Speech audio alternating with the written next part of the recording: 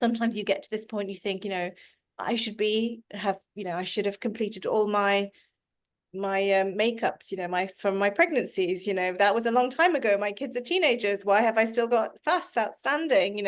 Why do I have makeup prayers at this age? I should be doing all of these things. I should have memorized more Quran by this point. I am now at this age, and this Mm. age, I feel ashamed that I haven't done all the things that. So I think there is this need that we have to talk about, that that our relationship with Allah ends at the moment we stop taking our last breath.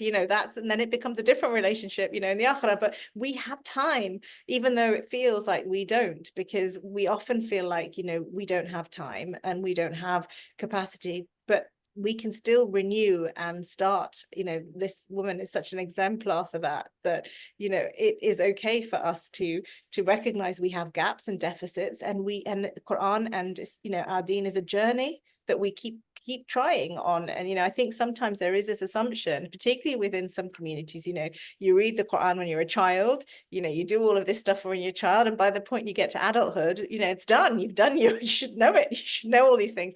And many of us don't. Many of us still, I get very frustrated. My tajweed still needs a lot of work, and you still, and it might still need a lot of work in 10 years time. It might still need a lot of work in 20 years time, and I think there is something about the expectations as well, that we have to be honest with ourselves, that these can be barriers for us. Shame and guilt and all of these things that we experience can be a barrier for ourselves, unless we're really open and honest. And that's why I think we chose the title to be that this is part of our crises. What are the crises that we can experience?